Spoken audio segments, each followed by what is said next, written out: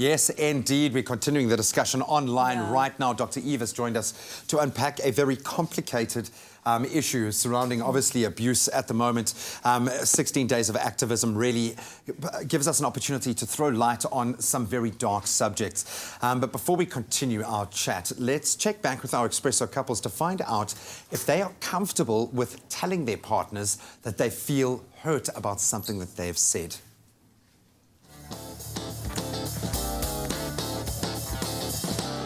Do you feel comfortable telling me that I've said something upsetting to you?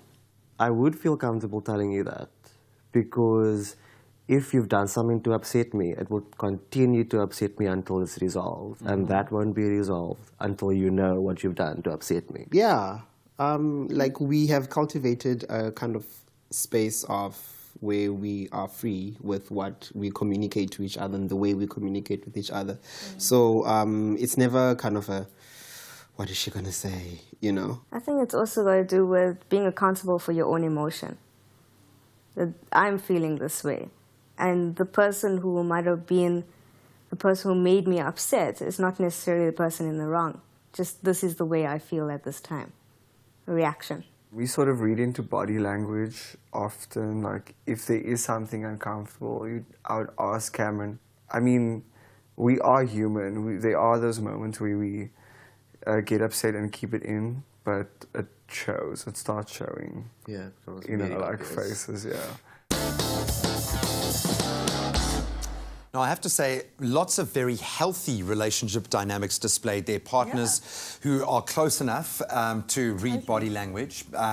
Partners who are able, rather than telling someone else what they're doing wrong, rather telling someone how they are feeling themselves, bring it to within their own.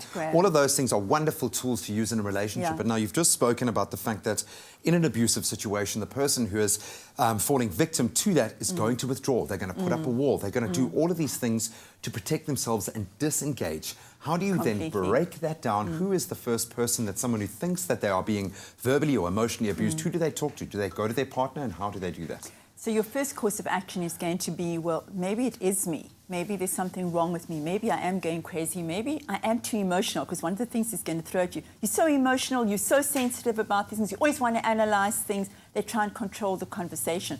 So you doubt yourself, and that's why it's called abuse, because you go into a self-doubt, and that makes you feel unsafe and insecure and knocks your self-esteem. So the last person you're going to go to is to you and say to you, hey, Graham, you know what, I really don't like the way you talk to me.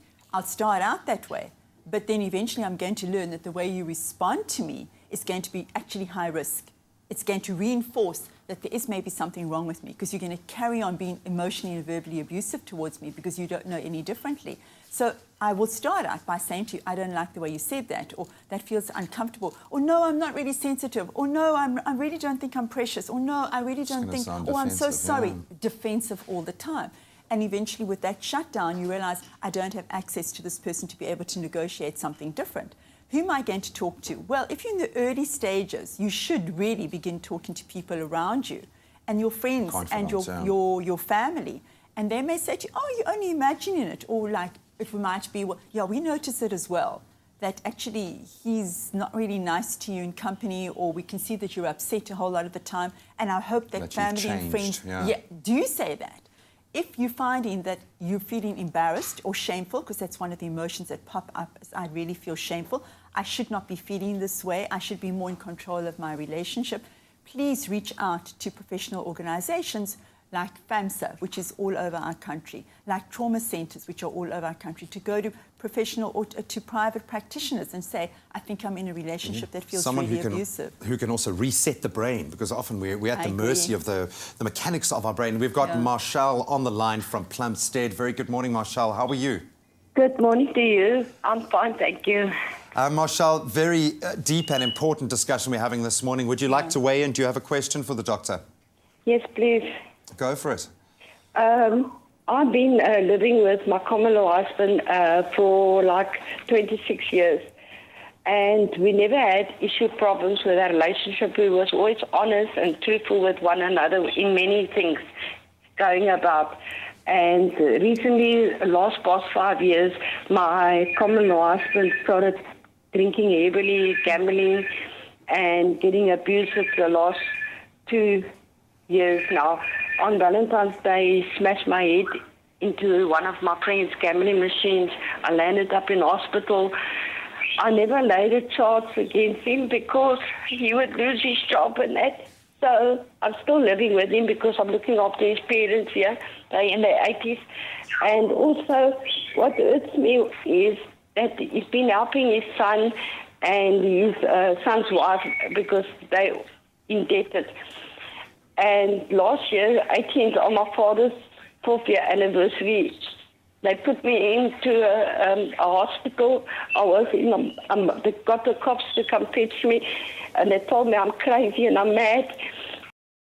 Almost a month in Falkenberg Hospital, and he's always abusive. Lately, he doesn't touch me, or he doesn't say he loves me. He doesn't say that thank you for the nice things you do for us and looking after my parents. And I feel very hurt because, like last night again, he had a braai, had like 6 drinks and that at home, and then he went to the pub and had more drink and gambling and getting abusive and that, and telling me that I am the one who causes all the trouble, and I don't know what they call it. That you instigate.